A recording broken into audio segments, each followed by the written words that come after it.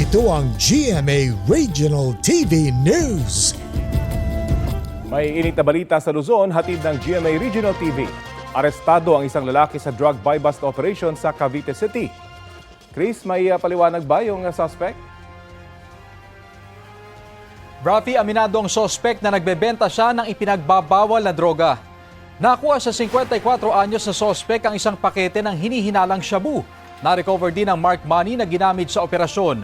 Ayon sa pulisya, nagsilbing delivery boy ang suspect para makalibre ng gagamiting shabu. Naharap siya sa reklamong paglabag sa Comprehensive Dangerous Drugs Act. Para naman sa mga gagamit ng sili sa handa nila mamayang Noche Buena, nakabili na ba kayo? Tumaas kasi ang presyo niyan sa ilang palengke. Sa Mangaldan Public Market dito sa Pangasinan, umaabot sa 800 piso ang bawat kilo ng siling labuyo. 400 piso naman ang kada kilo ng siling haba. Diyan sa Metro Manila, 400 pesos kada kilo ang pinakamurang siling labuyo, habang aabot sa 900 pesos ang pinakamahal. Batayan sa price monitoring ng Department of Agriculture sa ilang palengke. Pwede namang bumili ng tingi. Sa presyo naman ng ibang gulay dito sa Pangasinan, tumaas din ang ilang gulay tulad ng sayote at repolyo na nasa 100 hanggang 150 pesos ang kada kilo. Ang bell pepper, 500 pesos ang kada kilo. 200 pesos naman ang kilo ng benguet o Baguio beans, habang ang kamatis, 200 pesos per kilo. Ayon sa mga nagtitinda, apektado ang supply ng ilang gulay dahil sa pagtama ng mga nagdaang bagyo, kaya tumaas ang presyo. Ito ang GMA Regional TV News. May init na balita sa Visayas at Mindanao mula sa GMA Regional TV. May mga kabataang nahulikam sa Bacolod City na gumagamit ng ipinagbabawal na boga. Cecil, nakausap na ba sila ng mga otoridad? Rafi, tinutukoy pa ng pulisya ang pagkakakilanlan ng mga sangkot. Nakipag-ugnayan na raw sila sa barangay officials. Paalala po, ipinagbabawal sa batas ang paggawa, pagbenta o paggamit ng boga dahil lubha po itong delikado. Pwedeng makulong o pagmultahin ang mga mahuhuli. Sa Pasig, Iloilo, isang 5 taong gulang na batang lalaki ang hindi na makakita sa kanang mata matapos maputukan ng boga.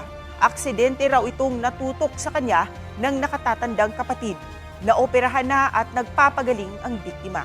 Ayon pa sa Iloilo Provincial Health Office, isang 9 taong gulang na batang babae sa Kabatuan ang nasabugan din ng boga sa kanang mata. Nabigyan na rin siya ng karampatang gamot. Ito ang GMA Regional TV News. Sa kabila ng kaliwat kanang selebrasyon ngayong holiday season, matumal ang bentahan ng lechon sa Talisay dito sa Cebu. Ayon sa mga lechonero ng Barangay Biasong, mahina ang benta dahil sa mahal na presyo ng buhay na baboy. Kaya ang dating 7,000 pisong lechon baboy, 9,000 piso na ngayon. Nakaapekto rin sa kanilang negosyo ang iniwang pinsala ng nagdaang bagyong Tino sa probinsya. May ilang nasiraan ng mga gamit sa paglechon, kaya nalimitahan muna ang tinatanggap na order. Nasa 900 hanggang 1,000 piso ang kada kilo ng lechong baboy roon. Sa Davao City naman, dagsa ang mga mamimili ng pang Noche Buena sa Bangkirohan Public Market. Batay sa ulat ng Super Radyo Davao, tumaas ang presyo ng manok at ilang isda sa palengke, kabilang ang pampano, lapu-lapu, talakitok at bangus. Ayon sa ilang vendor, posible pang magpatuloy ang pagtaas ng presyo hanggang sa pagsalubong ng bagong taon. Ito ang GMA Regional TV News. Patay ang isang binatilyo matapos malunod sa Butuanon River sa Mandaue dito sa Cebu. Ayon sa pulisya, naligo sa ilog ang 12 anyos na biktima kasama ang kanyang mga kaibigan noong linggo ng hapon.